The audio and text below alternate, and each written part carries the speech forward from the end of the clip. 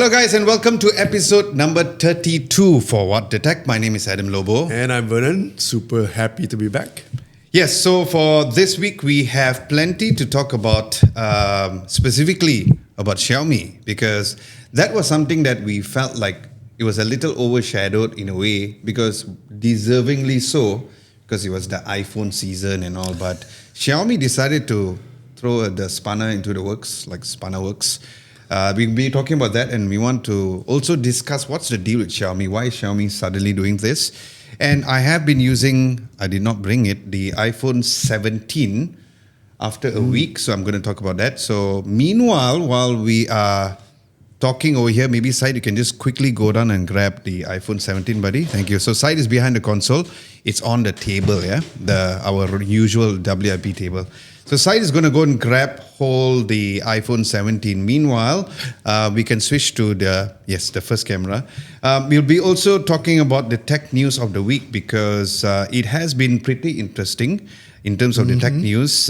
We also have our hands-on device before that on the gigantic Samsung Galaxy Tab S11 Ultra. You mean it's not a TV? No, it's not a portable TV, but it looks like a portable TV. It's huge. So we are very excited to also showcase this and get your impressions on it, because Lee Hood and I went to the event, so we saw that. So we want to get your thoughts about that. Thank you, Syed. So, and then we'll be talking about our favorite segment, which is Who Asked for This, because it's a pretty interesting one. Because this something down your alley, I think. Yeah, something which I have been always asking for. So I guess that is what we have. And of course, we'll be also having our community segment. Let's dive in straight to the iPhone 17. I have been using the iPhone 17 for a week plus. I have, as usual, I'll be talking about the good and the bad, and then you can give your reaction to it.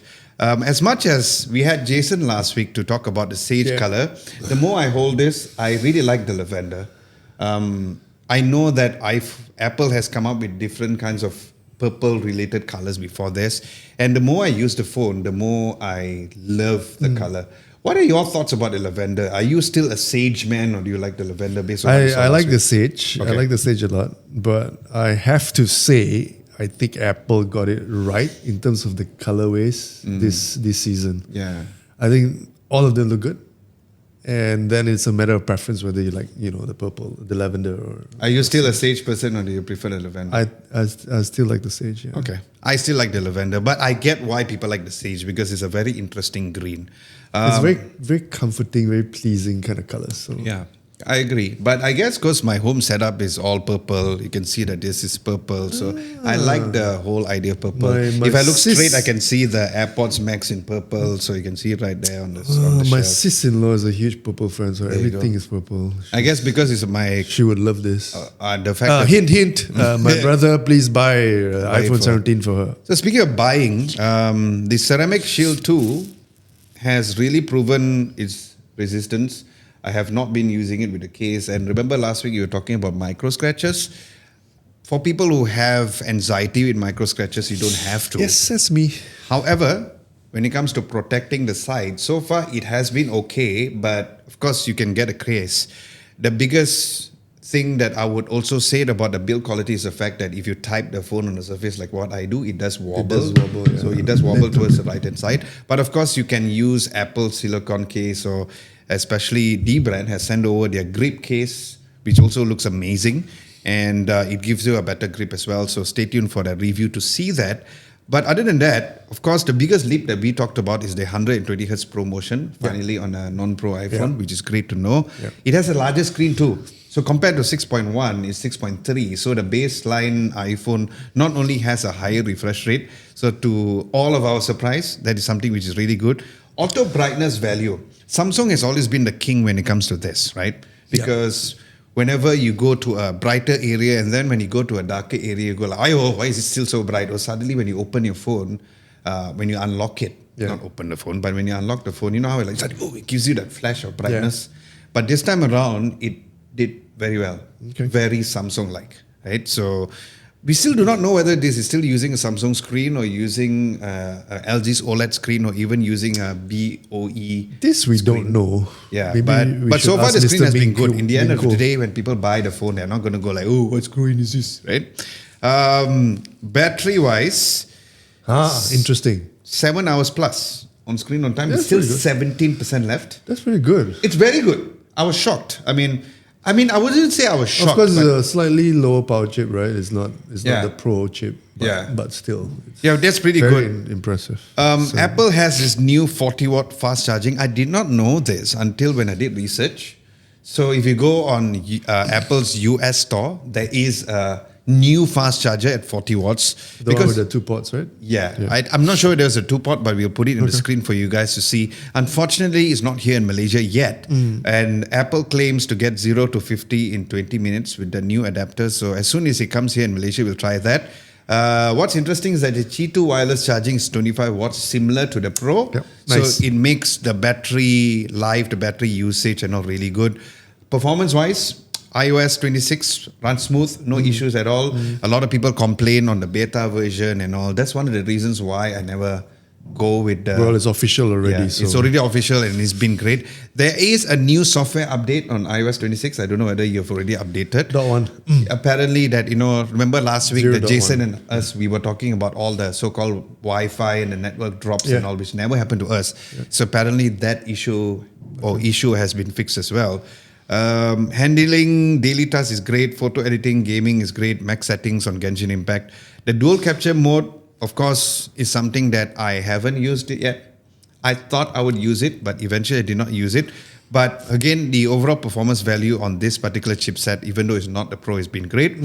Cameras, now here's something interesting. I'll talk about the goods first, right? Ultra-wide upgraded to 48 megapixel. Looks amazing. Very nice during the day and at night for pictures. The new 18 megapixel square front sensor, really addictive.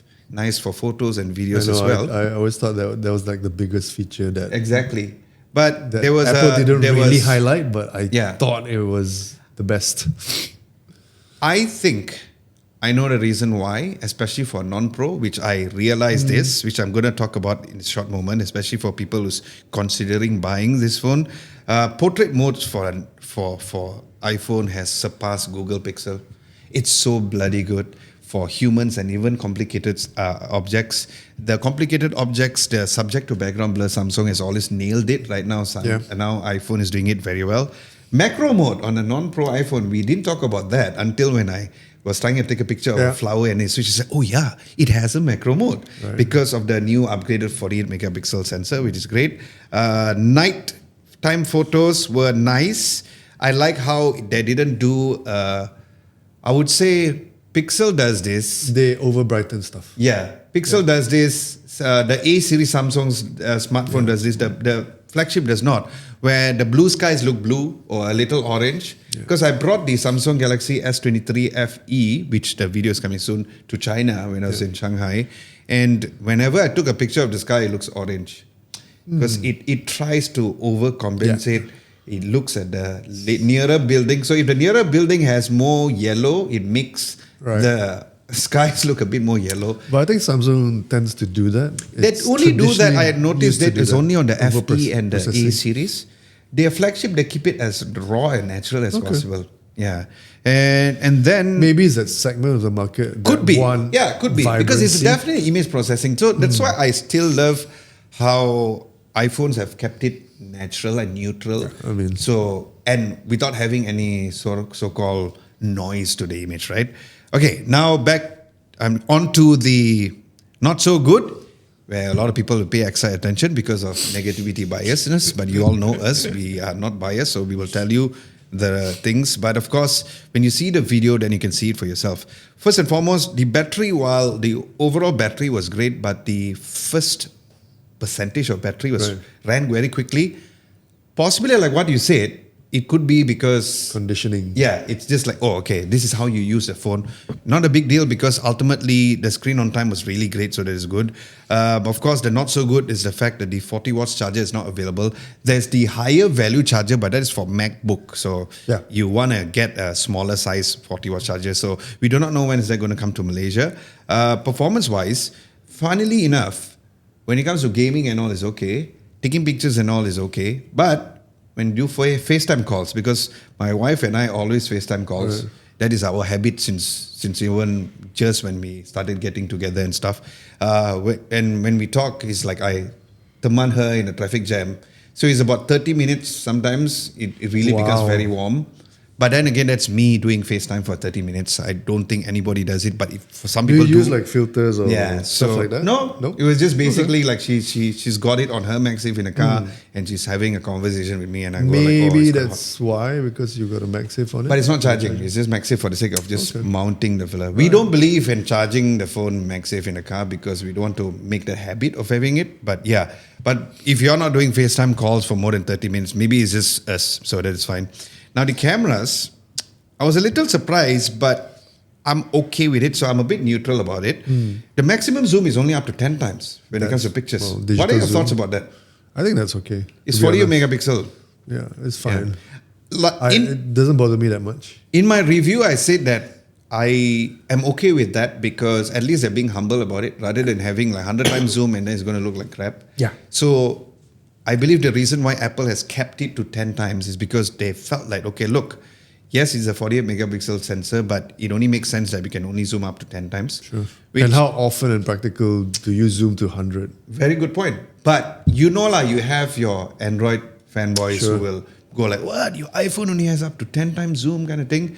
And honestly, Give me 5x optical, yeah. then I'll talk about it. Yeah, Yeah. that's a good point. But at the same time, it's not a flagship, but there are flagship phones where 10 times is super sharp. Yeah. So that is something where you can consider if you are one of the people who likes to zoom in Gao. The quality drops quite a lot beyond 2 times at night. So I was Which is not a surprise, is it? I mean, I was surprised A lot of because the tele zooms don't do but it's a very well 48 at night. megapixel, but probably because it's a main lens, it's not a dedicated telephoto lens. It So crops in, again, so- if you're doing low light shots, 2 times zoom onwards does look a little grainy. So that is something to keep in mind. The front selfie, now I noticed this on the baseline, but not on the pros because I've been testing the pros as well. When you switch between the regular wide or the regular selfie to the ultra wide, the dynamic range drops slightly. Why? I don't know. I think it's the chipset. Or it could be something that the software update could fix. So there's It's a a color bit shift. weird. It's not like there's a different lens or... It's the same lens. The Yeah, only it's thing the I can same- think of is the chipset and the image processing because the Pros has the Pro. So Could probably be fixed. I think, even in a- stabilization using, because you'll be thinking that it has a square sensor, the stabilization is better, but it was not so good during at night. During the day, it was okay. At night? Okay. Yeah. So At night is always a challenge, So, and also, when I choose this ultra wide mode during the day, the exposure where usually the regular mode is so good, whereby like you can literally have a sun shining at the back of you and have the front camera on, you can actually literally like see the sun. When it comes to the ultra wide, the square sensor, it takes a while for the exposure to adjust. Maybe it's a software thing. I think Yeah. they can fix it. I believe it can be fixed, but it's something that for all of y'all who want to go out there and buy the iPhone Interesting. 17, Nobody has mentioned this yet. that's the reason why we do in-depth reviews for y'all to actually make a purchase decision based on that. Exciting still, it's good, but probably a software update. And I remember seeing the fact that, and knowing the fact that Apple has so many non-compromised things on the phone, they might have been these other areas whereby... And also, it's like a 1.0 product. Yes. In terms of the square sensor. so- Exactly. But of course, the value proposition is the fact that it's the first time that the base iPhone feels like a Pro. 3,999 ringgit. 100% agree. And Apple is clearly trying to win people by switching over because I guess it's the best time to switch them. So what are your overall thoughts based on what I said on the iPhone 17? I mean, I think from the beginning, I've already said that the iPhone 17 base model is an incredibly strong product and it will be a winner. And it is a winner. Yeah. Of course, this was, before this, I was saying Pixel 10 was like this, Yeah. the best thing in the world, right, for this year as a base model. But I think the iPhone 17 is the winner. I think it's probably phone of the year for me. Looking at the current crop of phones and as a base model, as something that is affordable, something that would make people switch to an iPhone Okay. because it's so accessible Agreed. and without compromising on performance or features. Yeah. Yeah, aside from the third camera, which Yeah. I may want, but Yeah.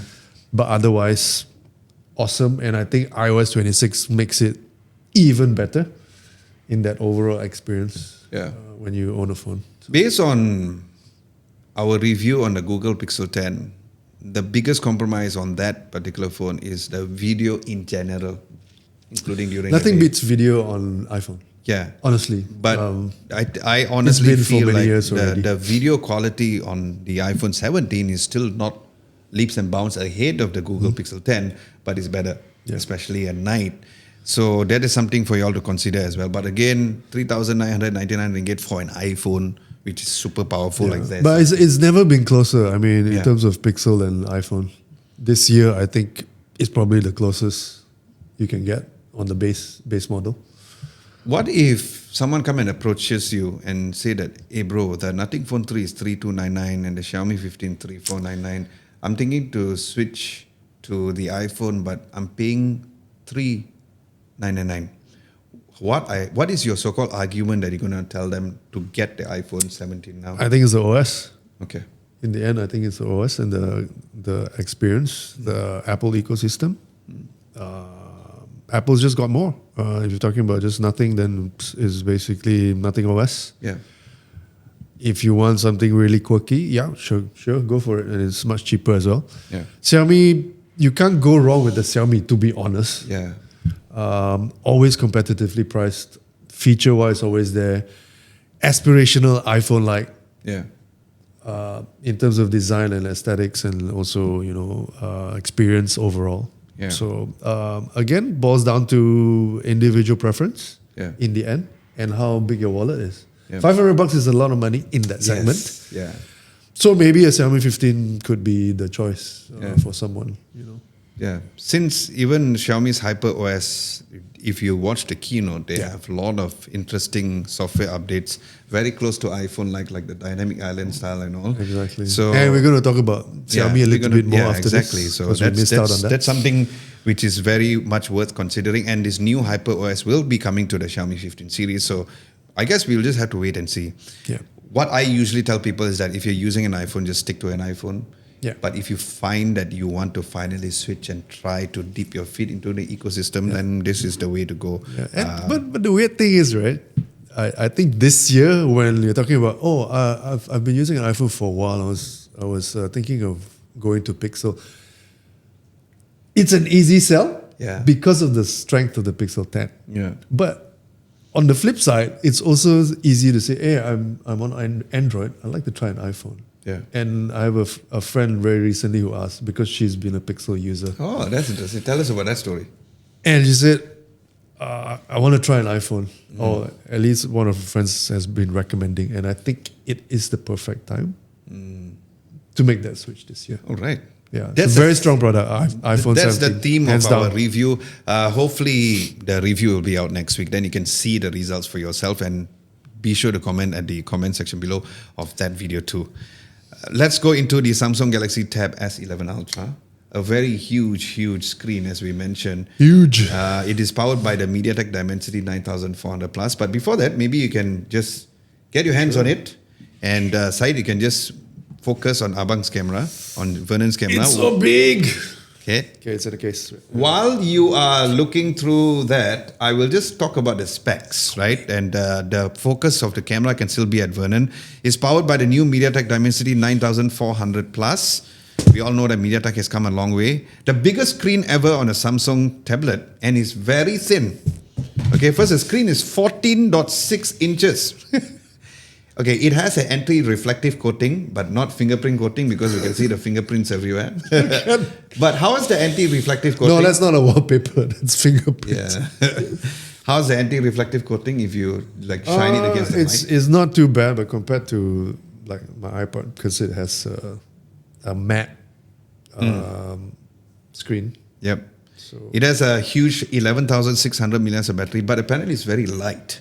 So would you consider something like this, which has a huge screen with the ratio of the weight? Do you find it light as well? It's a hard sell for me because I think it's too big for a tablet.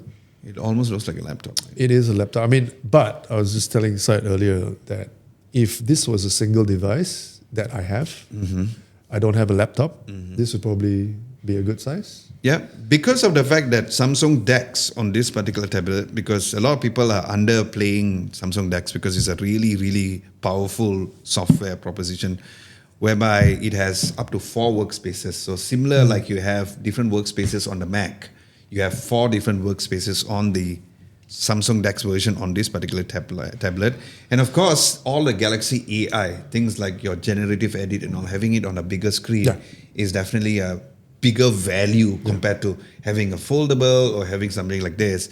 And the keyboard, if you can just show everybody how the keyboard looks like, it looks like a nice laptop keyboard, Yeah, nicely spaced. It looks good. Almost really looks like a laptop keyboard. and feels like a laptop. Now, Syed, who is going to be reviewing this on a text perspective of things, meaning like text, meaning written version. So be sure to check out our review at adamlobo.tv. But of course, we'll be doing a video review on that. Give us your first impressions on now just holding the tablet. There's also an improvement, and you draw and write 10 times better than any one of us. If you all never seen, he's Syed's actually pretty really, good at really good. Syed is really good too. I suck. So apparently there's a new cone-shaped grip and also a new tip as well. So that is new. Of course, you haven't tested out first, but tell us your impressions on the tablet. I think first thing is it's so incredibly light, it's unbelievable. There you go. I mean, for a tablet, it's almost thinner than my iPhone. So that's crazy. But yeah, very big display. There's a very big footprint on your desk. This is the I iPad like Pro, so you can just like compare it. Go to the main camera. There you go. Is it the same? Almost the same. Oh, there you go. Yeah, it's Oh, yeah, it's almost the same. There you go. Okay, now we know. We just But I literally. mean, for the size and for the size of the screen and compared to the thickness, is incredible. Looks very premium. Typically, Samsung very premium, There's nicely a built. front camera though. There's Yeah, two two. front cameras. There are two front cameras, one horizontal and one portrait. Where is it? There is both here. Okay. Yeah. So that is quite interesting. So who is this for? I don't know. I guess it's a prosumer product. I think consumers who do some pro work or at least want to be productive. You did mention about the magnets though, right? Oh yeah. One thing I noticed is the magnet isn't very strong. So if you plug this on top, it's a bit flaky. Yeah. I don't think it's strong enough. If you compare that to the Apple magnets on the pencil. So that is with a case. This is without a case. It is definitely so much more stronger. Yeah. Yeah, both of us. But are it's very probably- strong. It literally just clicks into place. But this one is a little bit flimsy. Wish they had stronger magnets. I feel like Apple has their own magnet company. Same like the MagSafe. Their magnets are stronger than the Pixel. Yeah, that's right. It's like their magnetic division is it's been They're magnet engineers. advised by Magneto. Okay, so we'll be doing a review on that. We wanted to get first impressions, and if you guys are thinking to get a Samsung tablet to replace your laptop, on the first hand, it already looks like something that you guys can actually talk about. This is grey or what is it? Is it? What's the color? Is this, what is that a It specific looks a color little for bit lavenderish actually. Yeah, it does. There are several colors, but like I said, you can stay tuned for our written review of this, and then we'll be doing a video review about But yeah, this. So, 600 grams. Wow. yeah. Amazing. So that is the Samsung Galaxy Tab S11 Ultra. Now going into the tech news of the week, something that we kind of, I wouldn't say personally we missed, but we didn't talk about it because last week we was just talking about hands-on with the iPhone and stuff. While iPhone was out there, we had a very unusual thing being done with Xiaomi. So we all know that Xiaomi is great in so many different ways. They came up with amazing cars, smartphones, the Leica collab, smart home ecosystem. Everything has been great. But then they came out and released this. Skipped the 16, but came up with the Xiaomi 17 Pro and the Pro Max. Globally, not in Malaysia just of yet. We had few YouTubers did a video about that. So let's get your thoughts about why suddenly, and what's the deal with Xiaomi skipping a generation from the 15 to 17, which the answer is obvious, but why though? I think it was a surprise, and nobody expected it. I didn't expect Xiaomi to roll out something like that. The question is, why did they skip 15 to 17? I think you already said, obviously, it's to go head to head with Apple. They even changed the naming scheme. Yeah, Instead of Ultra, they came up. So it was a 15 Ultra. Yeah. They changed it to 17 Pro But Max. then again, they're not the first phone company to skip generations. Remember S10 to S20, iOS 18 to 26. Yeah, but this naming scheme was so directly related to Apple. So instead of them saying it's a Xiaomi 17 Pro and the Ultra, they call it the Pro Max. No other company has called their devices Pro Max, if you think about it. Yeah. Correct me if I'm wrong, but I don't think there is. So looking at the history of Xiaomi was always this company that kind of appealed to people who aspire to own an iPhone, or aspire to own an Apple device. And when you look at the design and aesthetics of Xiaomi devices, they were always Apple inspired. Yeah. Yeah. So if you cannot afford to purchase or own a Apple device, you can opt for a Xiaomi. Yeah. Or at least if you want to stay in the Android space and you don't want to be in iOS or Apple ecosystem, you can do a Xiaomi. It looks and feels a little bit like the iPhone. Yeah. Even in the OS, if you look at HyperOS now, of course, MIUI in the old days was always very iOS. Yeah. In that sense, right? I think it sort of pays homage to Apple in a way, but it's also again riding that iPhone wave at this point, which is why it came out so close to the iPhone launch, right? Yeah. To the iPhone launch. I think the unique thing about it is the rear cover display. Yeah. The design is so iPhone-ish with the plateau and how the camera bumps are. But yeah, so they added something new, which is the cover display, a secondary display that, again, displays notifications, blah, blah, blah. Can be used as, reference for selfies. Reminds me of how they are foldable and also Samsung's Flip is. So there's yeah, exactly. Obviously, there's a triple camera with Leica, which their ongoing collaboration with Leica, which is good. We can expect very good cameras, as you've done in your reviews and stuff. I've been blown away with that.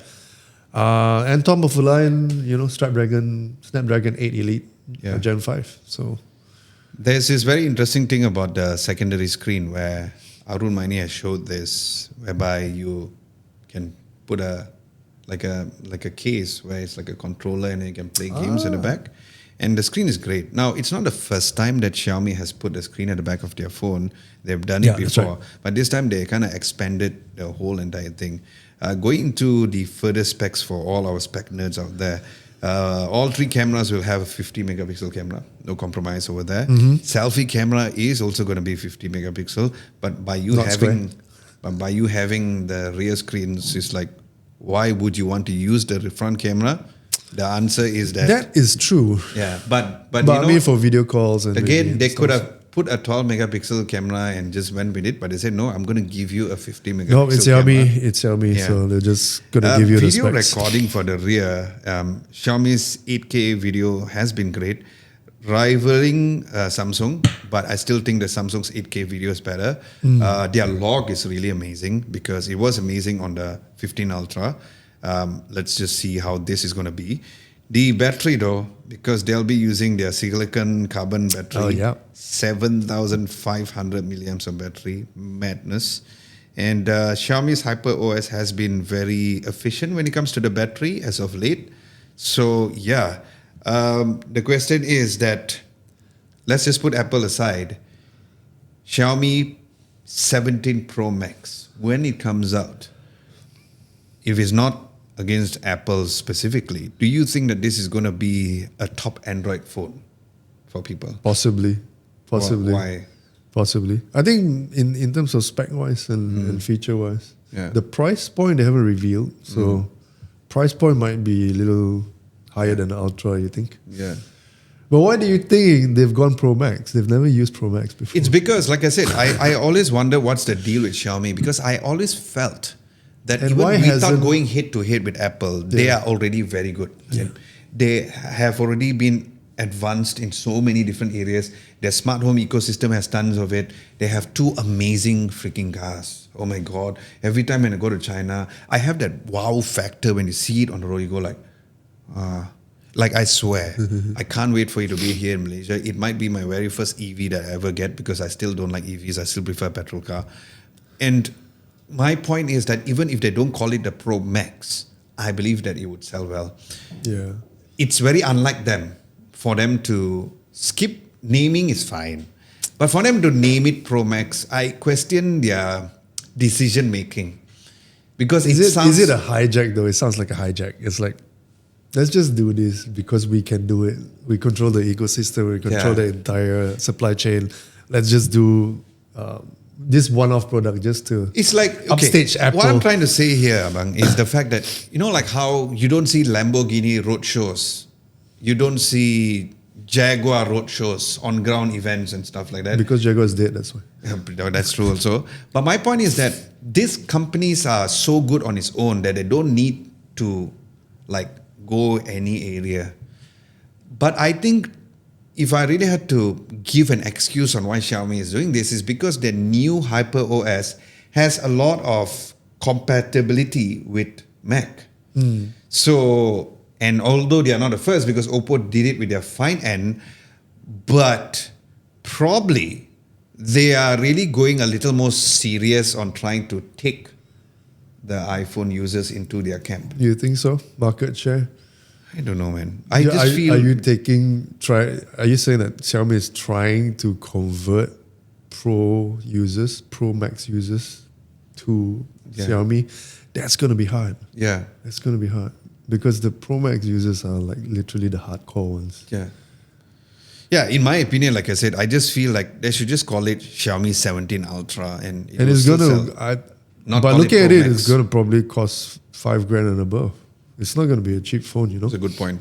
Yeah. So yeah, a little bit of a hard sell. I mean, it's a showcase for maybe the best technologies that Xiaomi can offer. Yeah. And also being a little bit different with the rear cover display, but otherwise, a little bit of a tough sell for me. So it looks interesting. So you would say that it depends on the price. How about the software? Software is alright. I mean, in terms of HyperOS, it's pretty solid. As seen on other, like the Ultra. I guess even though if you do a conversion, the good news is that if you're living here in Malaysia, because I know a lot of other YouTubers who come here and buy a Xiaomi phone and go back, because our pricing, Exchange thank rate. God, is very good in terms of even after you convert, it's usually a bit more affordable compared to the direct conversion from China. So of course, as soon as it will be released globally, usually it will release somewhere around the MWC time. That's what I did for this year. Hopefully it's the same time. So please, Xiaomi, give us some time to breathe. Yeah, don't release it tomorrow. Okay, globally is you can take your time over there. Another interesting fact that Said has wrote about this tech news is that Huawei is rivaling the iPhone Air. Call it the Mate 80 Air. We talked about this. We talked about how, with the Samsung Edge and iPhone Air, it's gonna start this ultra thin trend that we didn't ask for. Yeah, but it's a trend, and people are loving the Air, as you've seen in a lot of like videos and reactions, and even people down the street, if you ask them, friends, they love the Air because it's just beautiful and interesting. I just love how Jason put it. The devil wears Prada. I'm going to use his quote in my review. It's a very good personification because it is true. But one thing that, before we talk about Huawei a little, I want to talk about the Air also, because obviously after using the 17, I went to using the Air. Yeah. The first 5 seconds, there's that wow factor. Every single time when you use the phone, it really feels like a glass slab, and you go like, the screen is so bright, it's sharp. Again, very Samsung-like. And when you hold it, you feel so nice to type. I just want to type. And Jason is right. And now I understand why a lot of bosses are looking to this phone because they're not going to take the ultra wide. Like yesterday, early morning, I went around KL, took a pictures of it. The 1x and a 2x zoom is enough for people who don't really use the camera as much. Who's going to take a picture of their cat or your babies and stuff like that. You don't need an ultra wide to get ultra wide angle of your cat eating food, right? So I understand why the Air exists. Although we didn't ask for that thinner form factor, but it seems to be something that a lot of companies are going. You put here, thank you for filling up the specs. things that we don't. So. Well, yeah, they do since Steve Jobs' days, right? Kirin 9030G. How many nanometer process is this one? Because I think it's a 3 nano process. Really? Yeah, I think it's a 3. Okay. Probably if they release it in China, then it might be... It's a Kirin, right? Yeah, it's a Kirin. No, it cannot be 3. Yeah, so because... Probably 4 or 5. Yeah, 4 or 5 or even 10. We don't know. No, I don't think it's 10. Maybe 8 lah. Maybe 8 lah. Because the thing is that, remember, they cannot make a higher nano process chip because of the restriction with US and stuff. So that is the key thing over here. Silicon carbon battery, probably the first because none of the thin devices are using silicon carbon battery. Exactly. Yeah, so they might be the first. We also talked and they about might this, have like a crazy 8,000 milliamps of battery. It is possible. Huawei can do it because they have, their physical manufacturing process is so easy. You're right. It might be eSIM only because of how thin it is. Yeah, because it's super thin, right? So you did say that there is a tentative release, so talk about that.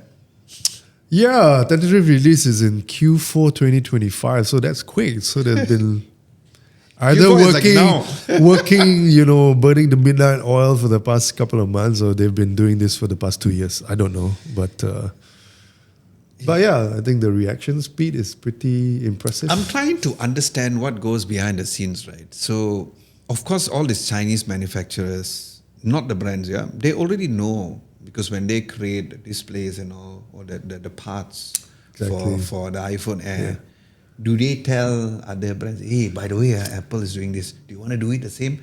So, like, just imagine the sales team. open secret, maybe. Yeah. But I mean, it's industrial kind of information, so you don't release it in a while. But I guess people know. People know.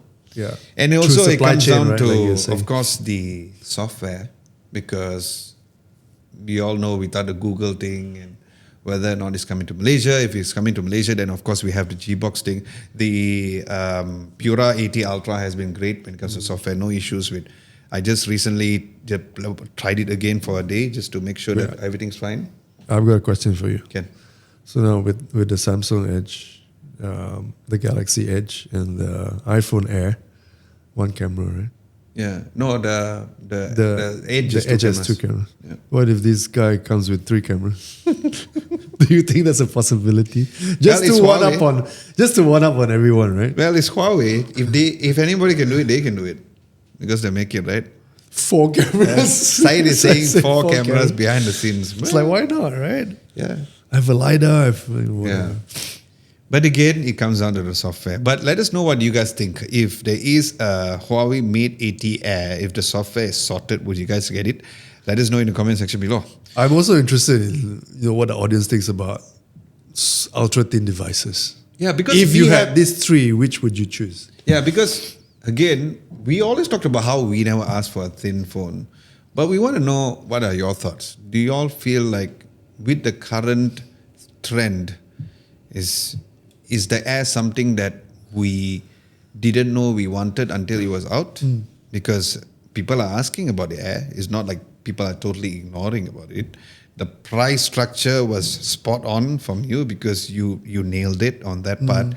I thought it's going to be a one more thing, but it was not a one more thing. It's more like introduction in between.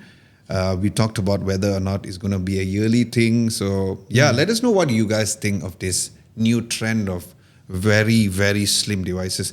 If you're telling me that you want to make a tablet slim, that's understandable because you want it to be a little more portable. Battery life for the iPhone Air, I'll talk to you all about maybe the next podcast because I'm already used it, so I just want to gather my notes together and we will let you guys know. So yeah, that would be for that. Very interesting tech news. Of course, there's more in case you guys would like to see other tech news daily, which we did not highlight over here. Check out our website at www.adamlobo.tv. Okay, for Vernon's, who asked for this segment, Apple's new operating system. Give us a lowdown on that. I feel this segment is really up Adam's alley rather than mine. But I thought it's still interesting. So Apple is apparently rumored to be working on this new operating system, but it's for a smart hub device. So this has been talked about a little while, since the HomePod days, right? Yeah, quite a while. And apparently Apple has trademarked this OS called Home OS, which Sounds obviously like what points Apple will to a home kind of smart hub device, a smart home device. And this long rumored smart hub device is supposed to debut in 2026. So what is it? They also talked about something called a tabletop robot. I don't know what that is. I've never seen any visuals of it. I've seen rumored images of the smart hub device, which actually looks quite good. Yeah. Literally a HomePod with a display, which is nice. But interestingly, last March, our famous Ming Chi Kuo said that the HomePod with a screen would enter mass production in Q3 of 2025. Which means it's already now. Yeah, right now. Yeah. So, could this mean that this thing could debut at an Apple event in October? Yeah. Because usually Apple does An October event at do the an end October of the month. event. End of October. We could see new MacBook Pros with M5. We Yeah. could see an iPad Pro Yeah. with M5. Yeah. And then we might get a smart hub device. Why not? I wish Yeah. because as a smart home fan, I believe their home OS will be great. And if we had to put like a physical understanding of how it might be, is our standby mode. Yeah. You know how when you use an iPhone, you have your standby. It's so nice. Yeah. And now when you have like widgets on Apple CarPlay, it's so nice. So I believe that if this is true, they're going to nail it. And who asked for this? I asked for this. 'Cause I But love it. do we need a separate device to you think? Do Yes. we need a smart hub device? Yes, Since we because- have our phones, we have our other devices, we can control them, IoT stuff within the home with your iPhone, for instance. Yes, because the rise of smart home is finally being at the area or at a, I was wanting to say tahap in Malay, Stage. at a stage Yeah. where I feel is finally, thank you. With brands like Orbivo having a physical outlet here in Malaysia when it was totally unknown. And a lot of people don't even know who the hell's Orbivo. And my point is that I only know Xiaomi. yeah, so that's the thing. And the thing is that even with Xiaomi, you have your sub brands like Yeelight and the Yeelight Pro. All of our lights here in the studio is using Yeelight Pro. We did a video on that. And the thing is that Amazon also just had, here's where we wish that, we were closer to US so we can actually attend this kind of events. So Amazon just released a new show devices as well. They have a new smart speaker which looks almost like a HomePod. And my point is that it is needed because it also lets people know that the ecosystem of the smart home has been expanded on Apple devices. I use HomeKit. Yep. And with Matter coming to play, this can make using a smart home screen device a separate thing from typically putting your iPad. And if I had that, I wouldn't use my iPad for our studio. Right. Like currently I have the regular iPad as a charging device here to control the lights here. If I had a smart home control, I would put it in front so that I have like a whole entire dedicated device just to control the screen. And essentially cheaper as well. rather And than also buying to a see the full-blown camera iPad. feed rather than typically getting a CCTV or taking out your phone, you immediately have a feed. And since it's always connected to the power, because we don't want to have an iPad. Yes, we can modify the iPad to play around with the power mode on the developer settings to put it on the wall so that it doesn't overcharge the battery or it does a pass-through charging and all. But for what? Just by having a simple device like this, which makes us users, especially the ones who's very into smart home ecosystem, I really think that this is very much needed. And when Apple does it, everybody's going to follow. Yeah, that's true. So I think it is really good. You also noted here about how Siri voice commands. Of course, before they do that, they need to make Siri grow up a little bit. That way, it'd be great. You also noted here that there's pre-installed apps like calendar, camera, music, reminders, and notes. Again, this is already available for standby. And also, if you're using the CarPlay, the widget. Speaking of CarPlay widget, my wife was quite smart. She downloaded a widget for the Apple CarPlay, which can display lyrics on Apple Music. But you can't do it by default. No, you can't. Not on CarPlay. Not on CarPlay.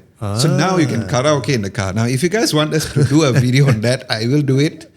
But it's quite mind-blowing. I didn't want to do it because I don't want to mess things, but she went ahead and do it. She did it in the car. And now it's a little addictive. Like she's driving and then I'm looking at lyrics, I'm like singing along. Holy Mother of God.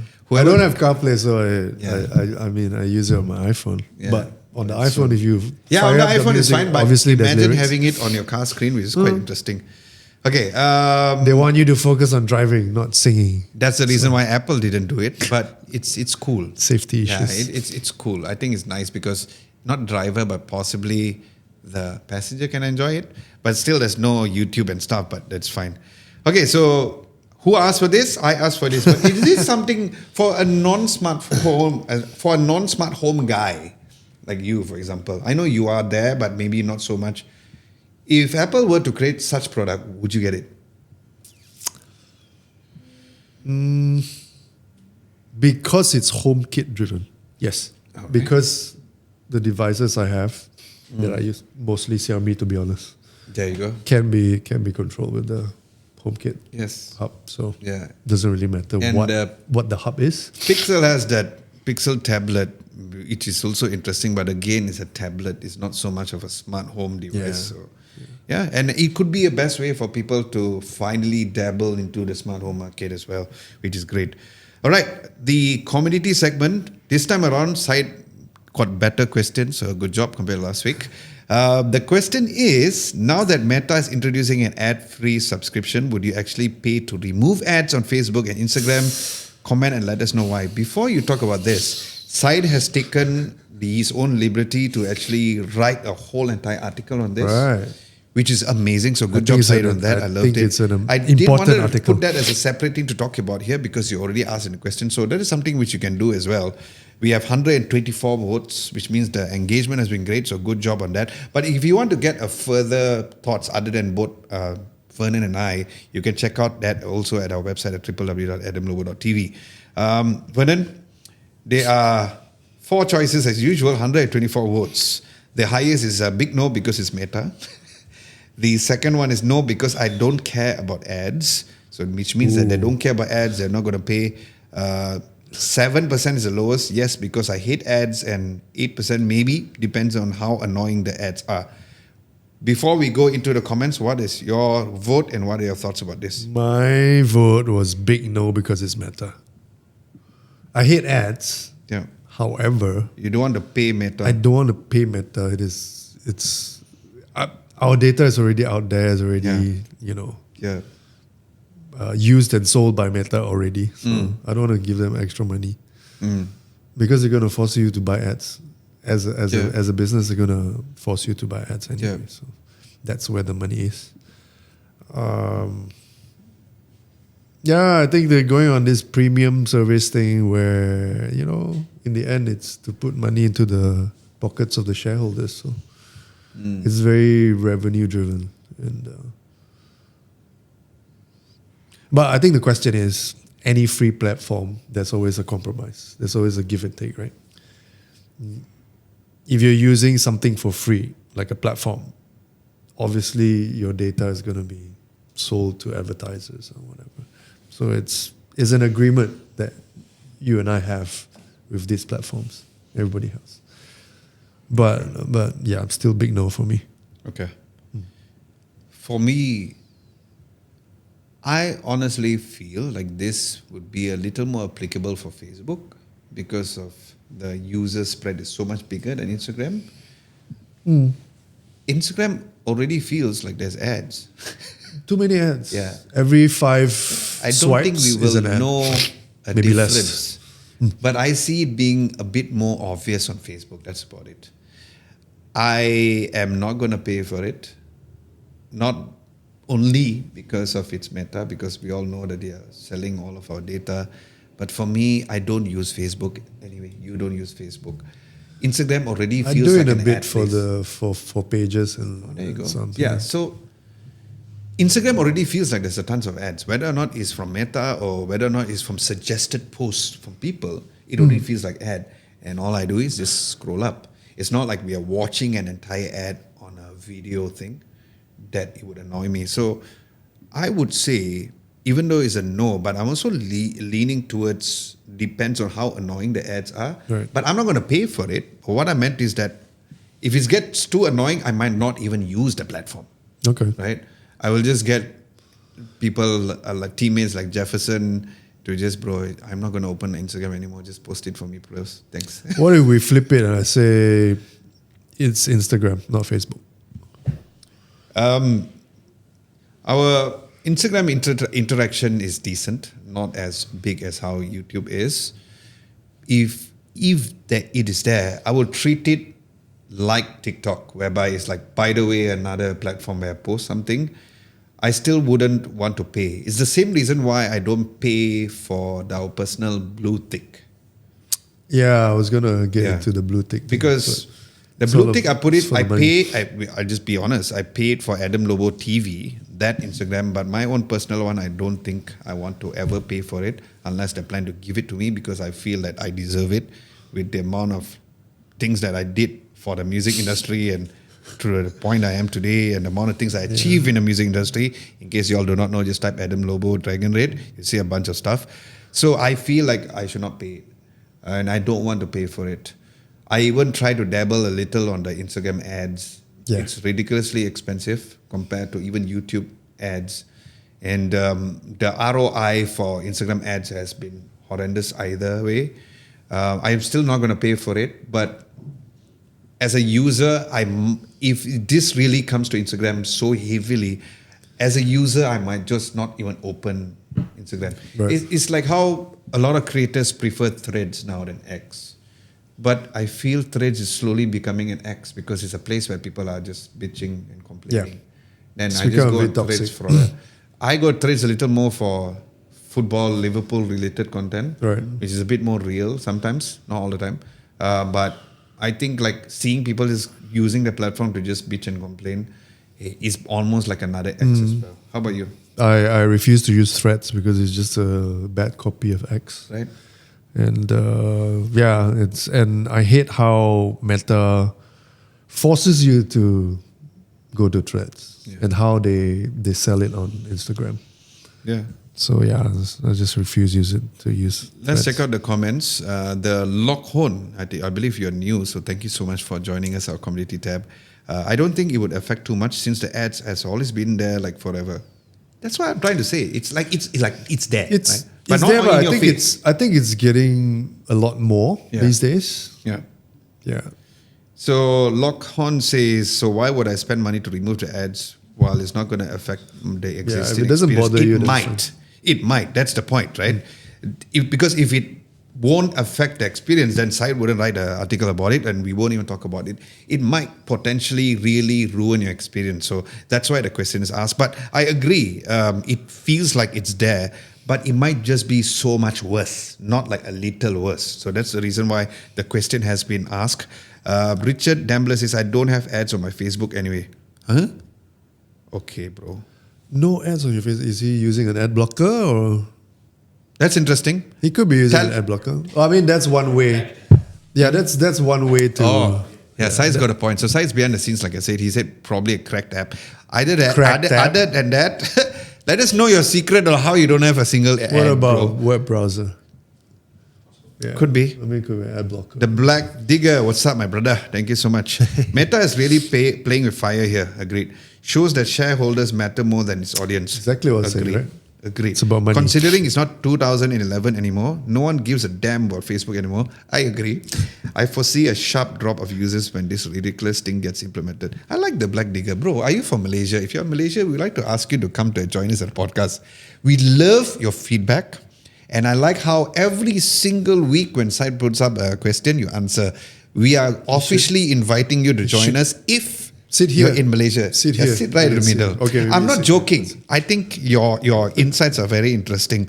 And it's nice to have this crazy contrast. So instead of us having creators we might feature you. So yeah, let us know. Yeah, man. That'll be fun. I am Jay says, hell nah!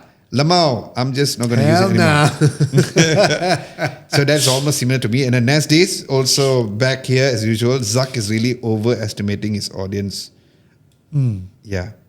But Because- still a 1 billion audience though. It's big. Oh no, it's not even 1 billion. It's what, 2 billion? 2 billion now? Yeah, it's crazy. God damn it. That's crazy. Yeah. That's what percentage of the worldwide population? I don't know, man. I mean, crazy. again, in the end of the day, good engagement on this, 145 votes, comments, maybe not a lot because I guess people has just answered over here. Yeah. But yeah, great one. And as usual, guys, come back again every single week where Tuesdays is where we'll be posting this Tuesdays Malaysian time on the community segment to get your thoughts on certain things that we can kind of discuss here. It will be a way where you can actually technically be featured over here where we can have conversations because again, ultimately, this is the most important segment, which is your community segment. All right, what's exciting next week? I don't know whether I can say this, but there's a rumored Vivo V60 Lite, which is releasing. Another V60? Okay. No, there's the light version, Yeah. so they always do it. But Yeah. this time, the gap feels so much lesser. So yeah, the brand might get a little slack on that. But for me, more devices, the Because better. it's holiday So you get more season. options. It's Yeah. towards the end of the year, right? Video releases recap. We released the Huawei Cloud Explain video. For those of you who want to understand how Huawei is very great when it comes to behind the scenes stuff, just in a very quick nutshell, Huawei Cloud, what's new this year is the Cloud Matrix, which is a huge server which has all the amazing data with brand new devices and chips that have been put into that, which is cloud related. There's also Cloud Robo, which is a way to feed a bit more data to the robots. Last time it was very limited to only certain types of robots. Now it's like you can differentiate between robots with legs, robots without legs. It's not an on-device kind of video, but I believe that you would like to know what's happening behind the scenes as well. Huawei Watch GT 6 series, one of the best smartwatches. Again, Huawei has done it again. Be sure to check out that video. And two videos that will be coming out. Hopefully tomorrow we'll be releasing the Samsung Galaxy S25 FE review. Be sure to check that out as well because there's some very interesting facts about this time around on the phone. And also our in-depth review of the iPhone 17 for you guys to make a purchase decision on whether or not you should switch. We have already kind of spoiled it to say that yes, you should, but be sure to check out the camera samples, especially at night, because I feel like that could be, for some of y'all, a make or break situations as well. With that, we'd like to say thank you guys so much for joining us for What the Tech episode number 32. My name is Adam Lobo. My name is Vernon, signing off. See you in the next one. Bye-bye.